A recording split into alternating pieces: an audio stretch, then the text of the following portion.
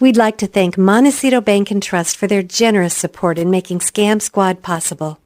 I'm Patty Teal. And I'm Deputy District Attorney Vicki Johnson. Scam Squad is up next. Sound off. 1, 2. Sound off. 3, 4. 1, 2, 3, 4.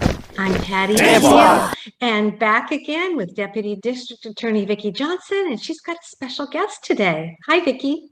I do. Hi, Patty. So with us today is Carol Baser, who is a community living advocate for the Santa Barbara Independent Living Resource Center.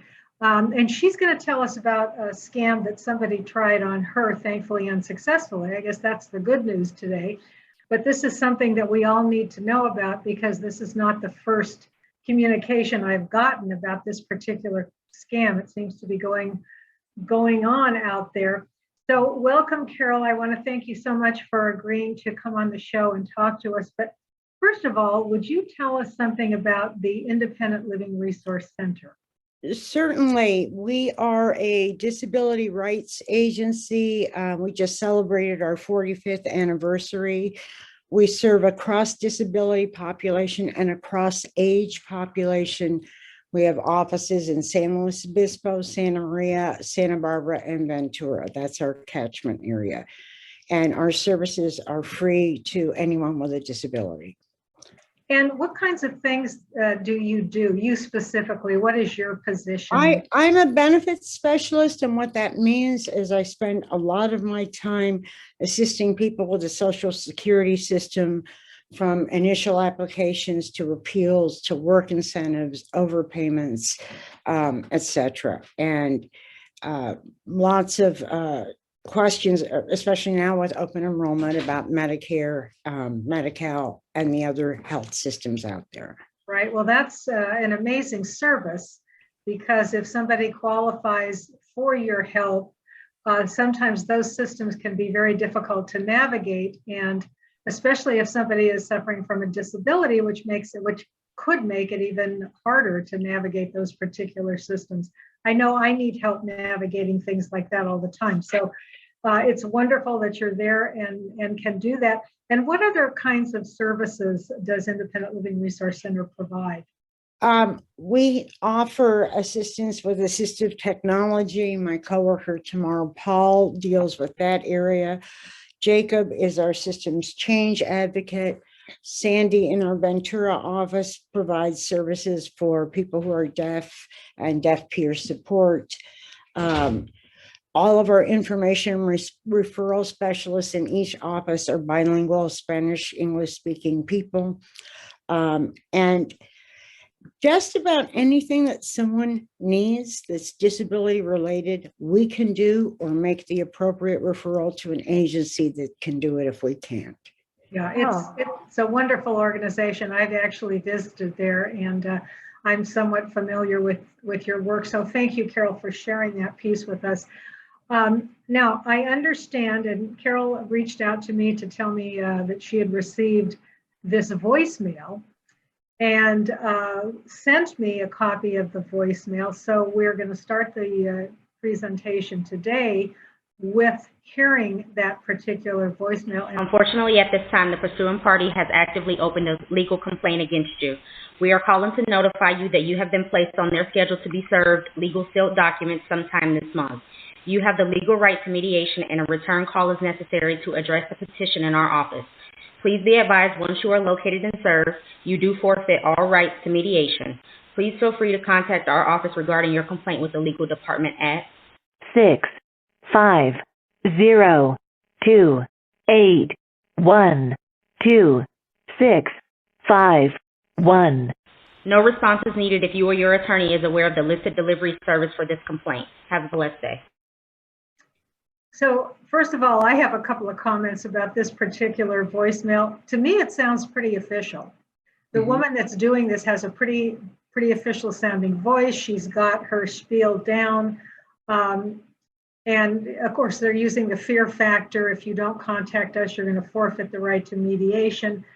But I love the way it ends. Have a blessed day. Exactly. In other words, so Carol, tell us where People have no shame. No shame. None whatsoever. So where did you get this message? How did this come to you?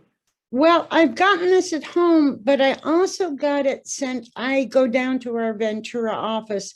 It went to an extension in our Ventura office on a day I was not there, and my coworker forwarded it to me, so I could hear it. So this sounds like a debt collector telling you that there's Yes. some legal matter that you need to take care of. When you got this message, were you alarmed or did you know that it was a scam? I knew it was a scam. There's some glaring omissions in the message. And frankly, as soon as I hear things like this that attempt to intimidate people, I become angry because I resent the assumption that for every year I age, my IQ has dropped 10 points.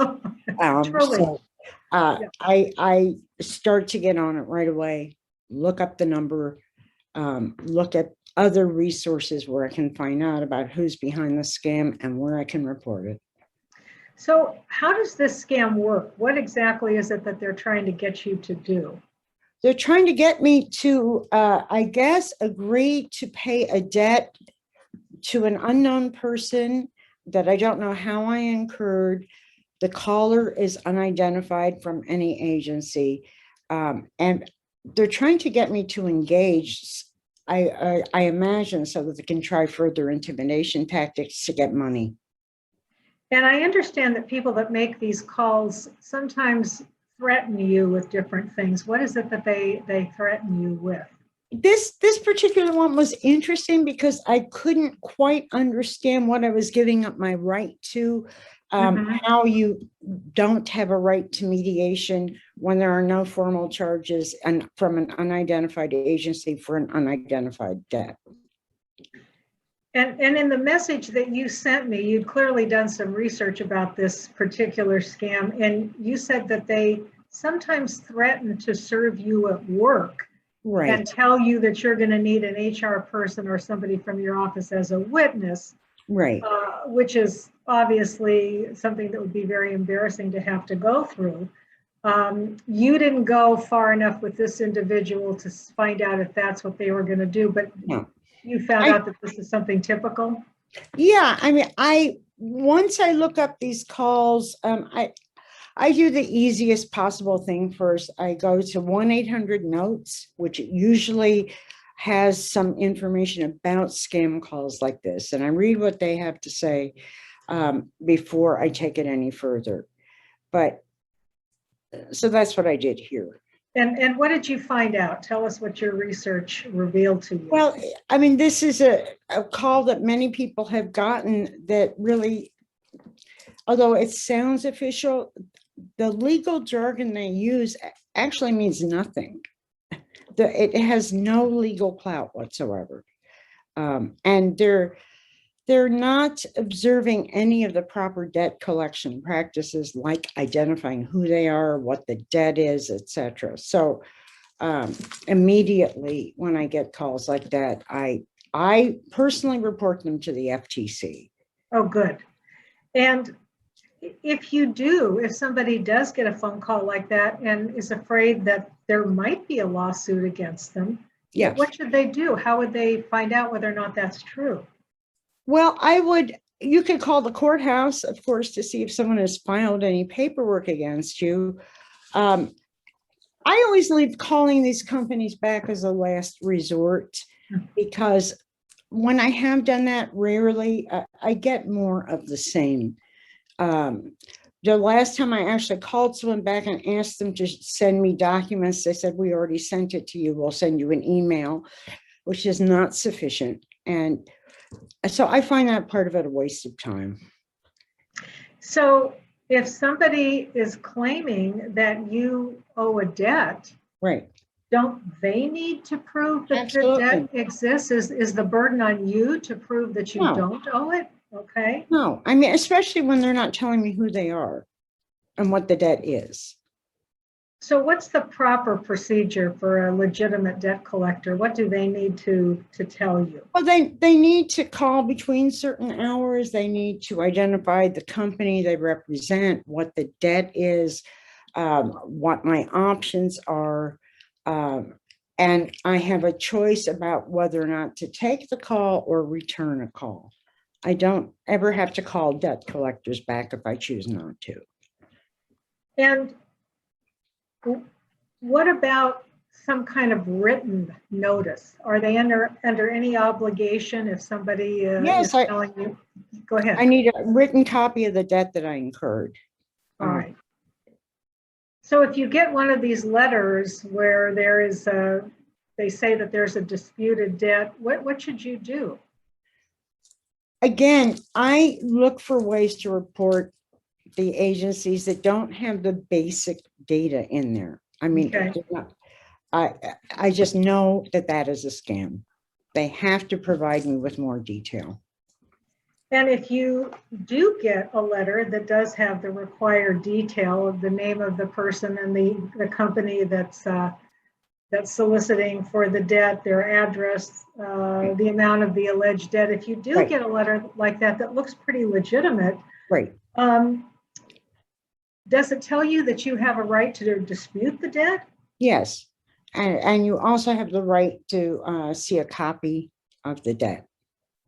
So they have to come up with some kind of document showing you where the Absolutely. debt was incurred, like a retail store or someplace like that. Correct. Yes, they have to have proof.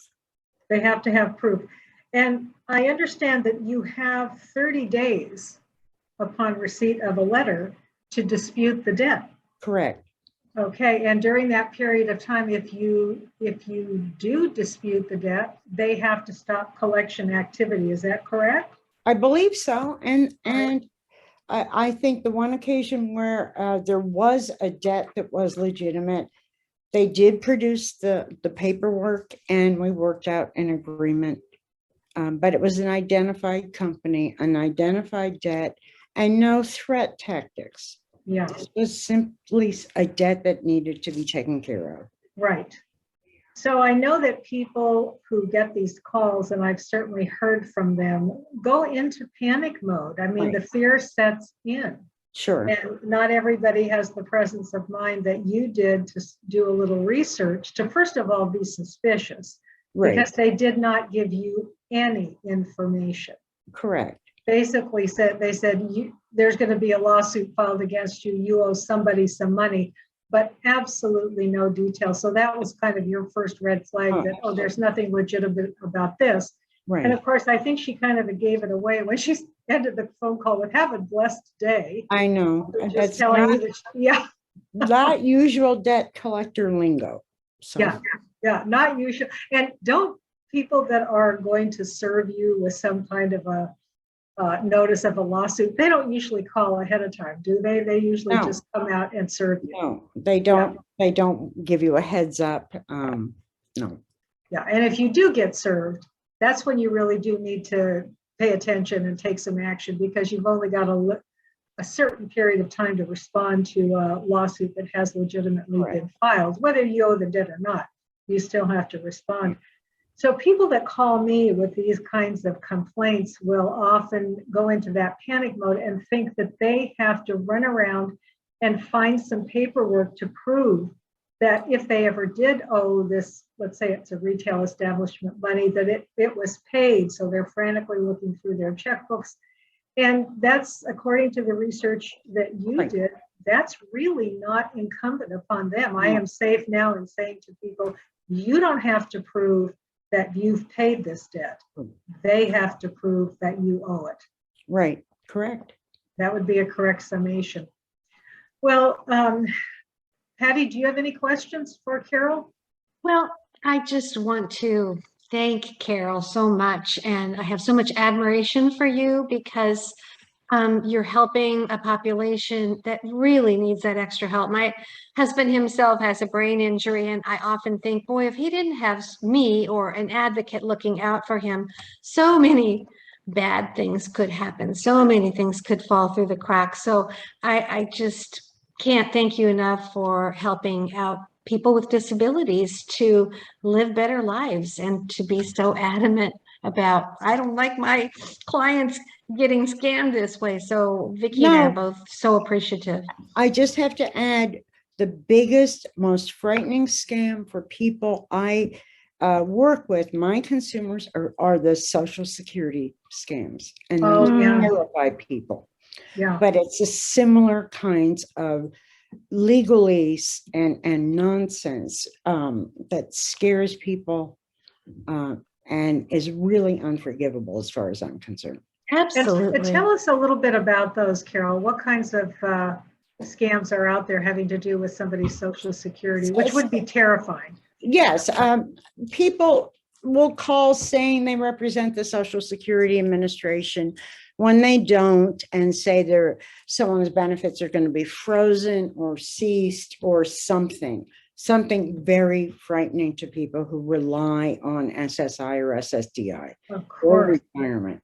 And so I've gotten, in the past especially, I got numerous calls about those, and just reassured people and talked them through the process of what Social Security would and would not do. Yeah. And what is the threat? What do they say that you're going to have to do to preserve your Social Security benefits? We'll call them back and, for example, pay back a non-existent overpayment. It's always about extortion, really. Okay. Yeah. And that's exactly what it is. It's extortion. And Yeah. so those are terrifying to people. Yeah, And, of course. Of course. So Are you a nonprofit organization, Yes, we Carol? are. We're Yes. a small private nonprofit. We piece together our funding through grants, through city, county, government funding, different sources. Right. Is there a donate button on your website if somebody's There is. interested? There is. Okay. So, and independent living centers are national organizations. We're part of the California Federation of Independent Living Centers. You can find an independent living center in any state. So look up the ones in Florida because they're there. Good to know. Yes. And what is your website address?